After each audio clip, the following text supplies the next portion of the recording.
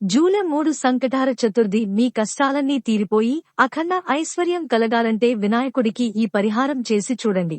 అందరికీ నమస్కారం. మన ది ఉల్సి రాజీ ఛానల్ కు సస్వాగతం. ముందుగా ఈ వీడియోకి ఒక లైక్ చేసి ఇలాంటి మరెన్నో ధార్మిక విషయాల కోసం మన ఛానల్ ని సబ్స్క్రైబ్ చేసుకోండి. అలాగే కామెంట్స్ లో భక్తితో ఓం గం గణపతయే నమః అని రాయండి.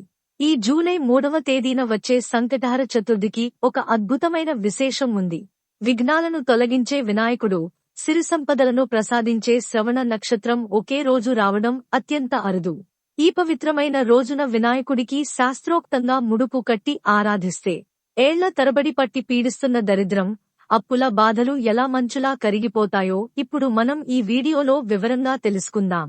వీడియోని ఎక్కడా స్కిప్ చేయకుండా శ్రద్ధగా చూడండి. అసలు మన జీవితంలో ఈ కష్టాలు, తీరని అప్పుల బాధలు, మానసిక క్షోభ ఎందుకు వస్తాయి అని మనం ఒక్కసారి మన ప్రాచీన గ్రంథాలను పరిశీలిస్తే అక్కడ మనకు కర్మ సిద్ధాంతం గురించి చాలా స్పష్టంగా కనిపిస్తుంది. ఒక మనిషి అనుభవించే సుఖమైనా, కష్టమైనా అది వాళ్లు చేసుకున్న కర్మల ఆధారంగానే ఉంటుంది. మనం గతంలో చేసిన కొన్ని పొరపాట్లు లేదా పాప కర్మల ఫలితమే ఈ జన్మలో సంకటాలునగా ఆటంకాలు మరియు ఆర్థిక ఇబ్బందుల రూపంలో మన ముందుకు వస్తాయి. ఇలాంటి ప్రారబ్ధ కర్మల వల్ల వచ్చే అడ్డంకులను తొలగించి కర్మ ఫలాలను సానుకూలంగా మార్చగలిగే అద్భుతమైన శక్తి ఆ విఘ్నాధిపతి అయిన వినాయకుడికి మాత్రమే ఉంది. స్వామివారిని సంకటహర చతుర్థి నాడు మనస్ఫూర్తిగా ఆరాధించడం ద్వారా మన కర్మ ఖాతాలోని ప్రతికూలతలు తొలగిపోయి అదృష్టం మేల్కొంటుంది. అందుకే ఆర్థిక ఇబ్బందుల్లో ఉన్నవారు, వ్యాపారంలో నష్టాలు చూస్తున్నవారు, కుటుంబంలో ఎప్పుడూ ఏదో ఒక సమస్యతో సతమతమవుతున్నవారు ఈ రోజున స్వామిని తప్పక శరణు వేడాలి. ఈ సంకటహర చతుర్థి వ్రతాన్ని ప్రారంభించేవారు ముందుగా ఉదయాన్నే నిద్రలేచి తలస్నానం ఆచరించాలి. ఇల్లు, పూజా మందిరాన్ని శుభ్రం చేసుకుని గుమ్మానికి పసుపు కుంకుమలు పెట్టుకోవాలి. ఎర్రటి లేదా పసుపు రంగు వస్త్రాలు ధరించి పూజకు ఉపక్రమించడం ఎంతో శ్రేయస్కరం.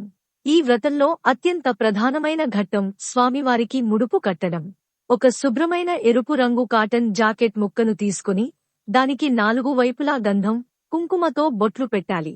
ఆ వస్త్రంలో 3 గుప్పెళ్ల బియ్యం, 2 ఎండు ఖర్జూరాలు, 2 తమలపాకులు, 2 వక్కలు మరియు దక్షిణగా 11 రూపాయలు ఉంచాలి.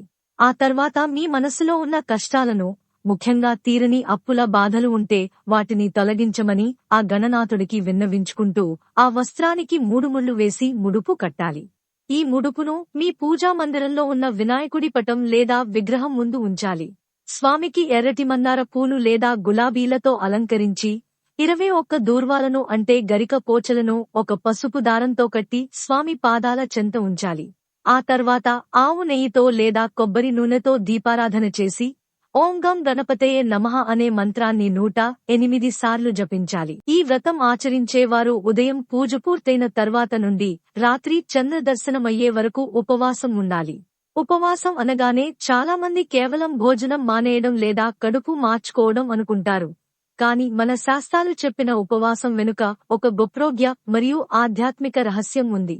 ప్రాచీన కాలం నుండి మన ఋషులు సూచించిన విధానాన్ని గమనిస్తే రోజులో ఒక నిర్దిష్టమైన సమయంలో మాత్రమే, అంటే కేవలం 8 గంటల వ్యవధిలో మాత్రమే సాత్వికమైన ఆహారం తీసుకుని మిగతా 16 గంటల పాటు పొట్టను ఖాళీగా ఉంచే అద్భుతమైన విధానం మనకు కనిపిస్తుంది. ఈ చతుర్థి రోజున కూడా మీ మనస్సును నిలకడగా ఉంచుకోవడానికి ఇలాంటి నియమాన్ని పాటించడానికి ప్రయత్నించండి.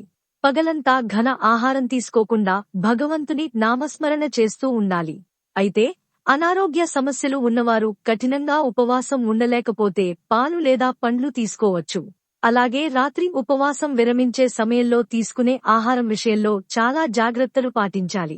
ఉపవాసం తర్వాత కడుపులో ఎసిడిటీ పెంచే ఆహారాలకు దూరంగా ఉండాలి. ముఖ్యంగా ఖాళీ కడుపుతో ఉన్నప్పుడు కొందరికి నిమ్మరసం లాంటివి అస్సలు సరిపడవు. అవి అనారోగ్య సమస్యలను తెచ్చిపెడతాయి కాబట్టి దానికి పూర్తిగా దూరంగా ఉండండి. దానికి బదులుగా రాగులు, బార్లీ మరియు వివిధ రకాల బలవర్ధకమైన గింజలతో తయారు చేసిన జావను తీసుకోవడం లేదా సంప్రదాయబద్ధంగా చేసిన స్వామివారి ప్రసాదాన్ని తీసుకోవడం వల్ల శరీరానికి కావలసిన శక్తి అందుతుంది. పగలంతా దైవ చింతనలో గడిపిన తర్వాత సాయంత్రం సూర్యాస్తమయం అయ్యాక ప్రదోషకాలంలో మళ్లీ స్నానం ఆచరించాలి. ఉదయం స్వామివారి ముందు కట్టిన ముడుపును అత్యంత భక్తి శ్రద్ధలతో విప్పి ఆ ముడుపులో ఉన్న బియ్యాన్ని తీసుకుని స్వామివారికి ఎంతో ఇష్టమైన బెల్లం పరమాన్నం లేదా ఉండ్రాళ్లను తయారు చేయాలి. ఇక్కడ ఒక చిన్న విషయం గుర్తుపెట్టుకోండి. ముడుపులో పెట్టిన ఆ 11 రూపాయల నాణేలను మీ బీరువాలో లేదా మీరు డబ్బులు దాచుకునే ప్రదేశంలో పెట్టుకుంటే మీ ఇంటికి ఎప్పటికీ ధనలోటు అనేది ఉండదు. అలాగే అందులోని ఖర్జూరాలు, వక్కలను మీరు దేవుని ప్రసాదంగా స్వీకరించవచ్చు. ఇలా తయారు చేసిన నైవేద్యాన్ని పూజామందిరంలో ఆవు నెయ్యితో దీపం వెలిగించి స్వామివారికి సమర్పించాలి. కుటుంబ సభ్యులందరూ కలిసి గణనాథుడి అష్టోత్తర శతనామావళిని మరియు సంకటహర చతుర్థి వ్రత కథను చదువుకుని కర్పూర హారతి ఇవ్వాలి. ఈ పూజ అంతా పూర్తయిన తర్వాత రాత్రి చంద్రోదయం అయ్యాక తప్పనిసరిగా చంద్ర దర్శనం చేసుకోవాలి. ఈ వ్రతంలో చంద్రుడికి అర్ఘ్యం ఇవ్వడం అనేది ఎంతో విశేషమైనది. చంద్రుడికి అర్ఘ్యం ఎలా ఇవ్వాలి అంటే, ఒక రాగి లేదా వెండి చెంబులో కొద్దిగా శుభ్రమైన నీళ్లు తీసుకుని అందులో కొన్ని అక్షంతలు, పూలు వేసుకోవాలి. ఆరుబయట లేదా బాల్కనీలోకి వెళ్లి చంద్ర భగవానుడిని దర్శించుకోవాలి. కింద ఒక ప్లేటు పెట్టి ఓం చంద్రాయ నమః, ప్రథమ అర్ఘ్యం సమర్పయామి, ద్వితీయ అర్ఘ్యం సమర్పయామి, తృతీయ అర్ఘ్యం సమర్పయామి అని చెబుతూ ఆ చెంబులోని నీటిని 3 సార్లు కిందకు వదలాలి. ఒకవేళ ఆకాశంలో మబ్బులు ఉండి చంద్రుడు కనిపించకపోతే సాయంత్రం 6:30 దాటిన తర్వాత ఆకాశంలోని నక్షత్రాలను చూస్తూ అర్ఘ్యం వదలవచ్చు. లేదా ఇంట్లో ఉన్న పరమశివుని పటంలో స్వామివారి శిరస్సుపై ఉన్న చంద్రుడిని చూస్తూ కూడా ఈ అర్ఘ్యం సమర్పించవచ్చు. అర్ఘ్యం వదిలిన ఆ నీటిని తొక్కని ప్రదేశంలో లేదా ఏదైనా పూల కుండీలో పోయాలి. చంద్రుడిని చూస్తూ మీ మనసులోని కోరికను బలంగా తలుచుకుంటే ఆ స్వామి దయ వల్ల అది ఖచ్చితంగా నెరవేరుతుంది.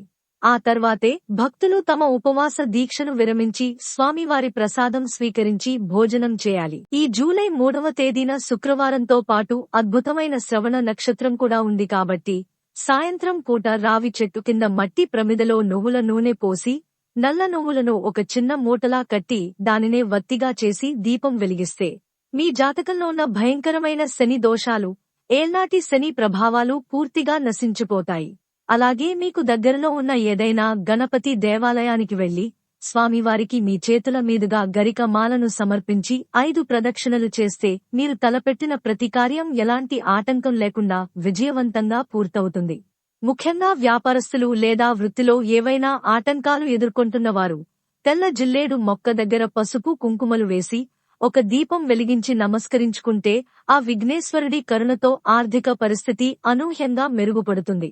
చదువుకునే పిల్లలు ఒక తెల్ల జిల్లేడు ఆకు పైన గంధంతో శ్రీ అని రాసి పూజామందిరంలో వినాయకుడి పాదాల దగ్గర పెడితే వారికి అద్భుతమైన జ్ఞాపకశక్తి మరియు విద్యాప్రాప్తి కలుగుతాయి. కర్మను అనుభవించాల్సిందే అయినా ఆ కర్మ తాలూకు భారాన్ని తగ్గించి మనకు ఆనందాన్ని ఇవ్వగలిగే కరుణామయుడు ఆ పార్వతీ తనయుడు.